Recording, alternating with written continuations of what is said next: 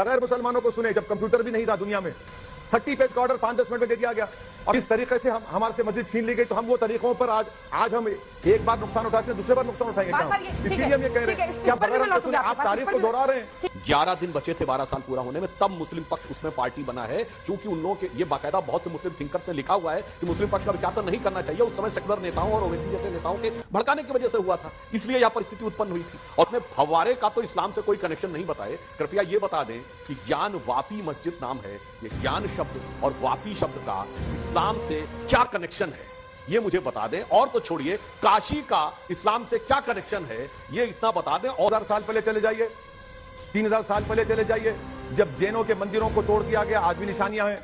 आप 4000 साल पहले चले जाइए, बुद्धिस्टों के स्तूपा को बदल के मंदिर बना दिया गया, आप चले जाइए। बल्कि मैं तो कह रहा हूं कि 50,000 साल पहले भारत में अफ्रीका से लोग आकर भारत को बनाए गए पुराने जमाने में। और ये पता नहीं कौन सा मनगढ़ंत इतिहास 4000-5000 साल का पहले बताने लगे। ओवैसी जी, आज का जवाब दीजिए, सन 2001 में भगवान बुद्ध की सबसे बड़ी प्रतिमा बामियान में किसने तोड़ी? कट्टरपंथी तालिबान ने, जिसके समर्थन में आप खड़े थे। क्या बात है, चलिए शुरू कर देंगे। 1986 में जब राजीव गांधी प्रधानमंत्री थे, बगैर मुसलमानों को सुने, जब कंप्यूटर भी नहीं था दुनिया में, 30 पेज का ऑर्डर 5-10 मिनट में दे दिया गया और ताले खोल दिए गए।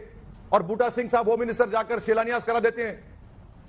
मैडम, हम इसी तरीके से तो हमने बाबरी मस्जिद को खोया है ना। तो उन तमाम तरीके हमको याद हैं, किस तरीके से हमारे से मस्जिद छीन ली गई। तो हम वो तरीकों पर आज हम एक बार नुकसान उठाते हैं, दूसरे बार नुकसान उठाएंगे क्या? इसीलिए हम ये कह रहे हैं कि बगैर हम सुने आप तारीफ को दोहरा रहे हैं। ठीक है, इस पर भी मैं लौटूंगी। इसका जवाब दीजिए सुधांशु जी। वो बार बार कह रहे हैं कि वही टेक्स्ट बुक जो आपका फॉर्मूला है, जो आपने अयोध्या में किया, वही आप हर जगह कर रहे हैं। और वो कहते हैं बार बार कि मैंने उस वक्त भी यही कहा था कि अब हर जगह ये लोग यही फॉर्मूला अपनाएंगे।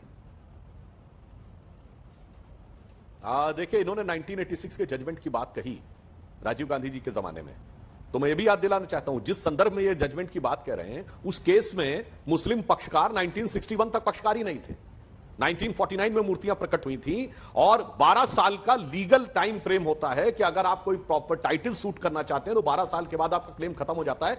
11 दिन बचे थे 12 साल पूरा होने में, तब मुस्लिम पक्ष उसमें पार्टी बना है, क्योंकि उन लोगों के ये बाकायदा बहुत से मुस्लिम थिंकर्स ने लिखा हुआ है कि मुस्लिम पक्ष का विचार तो नहीं करना चाहिए। उस समय सेकुलर नेताओं और ओवैसी जैसे नेताओं के भड़काने की वजह से हुआ था, इसलिए यह परिस्थिति उत्पन्न हुई थी। और दूसरा, मैं एक और बात पूछना चाहता हूं साहब, आपने फव्वारे का तो इस्लाम से कोई कनेक्शन नहीं बताए। कृपया यह बता दें कि ज्ञान वापी मस्जिद नाम है, ये ज्ञान शब्द और वापी शब्द का इस्लाम से क्या कनेक्शन है, ये मुझे बता दें। और तो छोड़िए, काशी का इस्लाम से क्या कनेक्शन है, ये इतना बता दें। और बड़े वकील हैं ओवैसी साहब, मगर मैं कोट करना चाहता हूं, सलमान खुर्शीद साहब इस देश के कानून मंत्री रहे और ओवैसी साहब से कम बड़े वकील नहीं, शायद उनसे बड़े वकील हैं। उन्होंने अभी जो अपनी किताब लिखी थी यूपी चुनाव से पहले, अयोध्या राइजिंग, उसमें उन्होंने काशी के ऊपर एक चैप्टर लिखा है और लिखा है 1114 से तोड़ना शुरू हुआ, बार बार वह मंदिर बनता रहा और फाइनली उन्होंने लिखा है औरंगजेब ने 1669 में वहां पे मंदिर को तोड़ा and made the mosque on its place.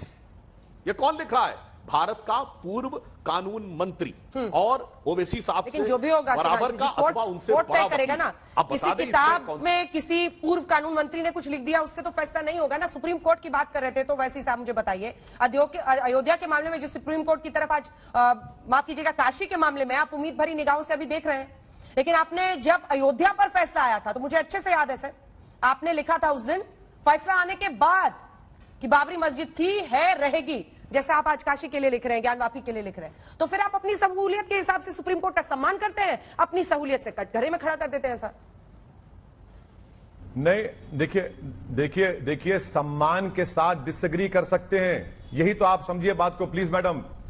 Supreme court के एक retired chief justice of India थे जो आज दुनिया में नहीं है, जस्टिस जे.एस. वर्मा ने क्या कहा था, वो उन्होंने कहा, मैंने कहा कि supreme court is supreme but not infallible. मुझे सुप्रीम कोर्ट के और कोर्ट के फैसलों से डिसएग्री करने का पूरा इख्तियार है और मैं डिसएग्री किया हूं और जिंदा जब तक रहूंगा, अगर मुझे समझ में आया डिसएग्री करूंगा। और मैं आपको और एक बात बता रहा हूं, जब सुप्रीम कोर्ट का बाबरी मस्जिद का फैसला आया था, मैंने आपके प्रोग्राम में कहा था कि आज का ये वर्डिक्ट को मैं इसलिए डिसएग्री करता हूं क्योंकि ये विक्ट्री है फेथ की फैक्ट्स के ऊपर और इससे मुस्तकबिल में फ्यूचर में नए नए मुश्किलात पैदा होंगे। मैंने काशी ज्ञानवापी और मथुरा और टीले वाली मस्जिद का जिक्र किया था। बदबख्ती की बात है कि आज मैं सच साबित हो रहा हूं। लेकिन ओवैसी साहब, जब जब आप ये जिक्र करते हैं तो मैं भी इसका जवाब ये देती हूं कि अयोध्या हो, मथुरा हो, काशी हो, तीनों जगहों पर जब हिंदू तीर्थ स्थली जाते हैं वो अपने भगवान को नहीं पूज पाते हैं, वो वहां की मस्जिद की दीवार को छूकर लौट आते हैं। ऐसे में उनकी आस्थाओं को दरकिनार करते हुए ये हिंदू वर्सेस मुस्लिम क्यों है सर? ये मुगल वर्सेस इंडियंस है, मुगल शासकों के खिलाफ है ना, अपनी हिस्ट्री को रिक्लेम करने के लिए।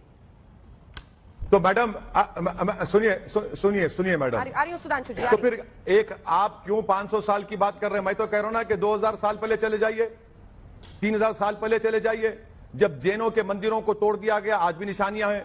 आप 4000 साल पहले चले जाइए, बुद्धिस्टों के स्तूपा को बदल के मंदिर बना दिया गया, आप चले जाइए। बल्कि मैं तो कह रहा हूं कि 50,000 साल पहले भारत में अफ्रीका से लोग आकर भारत को बनाए, 40,000 साल पहले ईरान से फार्मर्स आए थे, उसके बाद स्टेप से लोग आए थे। अरे चले जाइए ना, क्यों 500 साल भाई, 1000 साल जाइए, 2000 साल जाइए, 3000, 40,000, 50,000 साल पहले चले जाइए।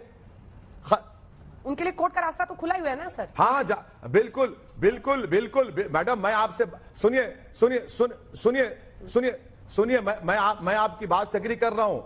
औरंगजेब जिम्मेदार है जो नौजवान बेरोजगार है, बाबर जिम्मेदार है क्योंकि डॉलर 80 रुपये हो गया, अकबर जिम्मेदार है क्योंकि आज इन्फ्लेशन बढ़ रहा है, यकीनन मुगल जिम्मेदार है, देश के प्रधानमंत्री में वो तो जिम्मेदारी नहीं है, बेरोजगारी के, कीमतों के इजाफे के, डॉलर 80 रुपये का मुगल जिम्मेदार है। बिल्कुल सही कह रहे हैं आप, मैं सलाम करता हूं आपके इस बयान को। औरंगजेब वही महंगाई ला रहा है सर, वही बेरोजगारी, तमाम मुश्किलें वही खड़ा कर रहा है।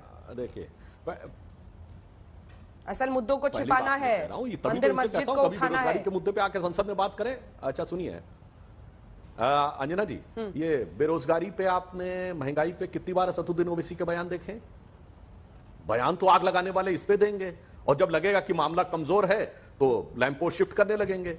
अब ये भी एक बात कहना चाहता हूं, ये बताइए, नेचुरल जस्टिस की बात करते हैं अंजना जी, नेचुरल जस्टिस का पहला सिद्धांत है कि जांच करने के बाद निष्कर्ष पे पहुंचा जाए, और ये जांच के खिलाफ है, सर्वे नहीं होना चाहिए, फिर कहते हैं नेचुरल जस्टिस की बात। और आखिर में देखिए, ये इतिहास में पहुंच गए ना, ये ओवैसी नहीं बोल रहे हैं, ये वो पार्टी बोल रही जो कहती है हमने 800 साल इस देश पे हुकूमत की, इसीलिए देखिए चले गए पुराने जमाने में, और ये पता नहीं कौन सा मनगढ़ंत इतिहास 4000-5000 साल का पहले बताने लगे। ओवैसी जी, आज का जवाब दीजिए, सन 2001 में भगवान बुद्ध की सबसे बड़ी प्रतिमा बामियान में किसने तोड़ी? कट्टरपंथी तालिबान ने, जिसके समर्थन में आप खड़े थे। 2013 में बोधगया में ब्लास्ट किसने किया? कट्टरपंथी मुस्लिमों ने, जिसके पक्ष में आप खड़े थे। यह बताइए, बर्मा में कौन लड़ रहा है?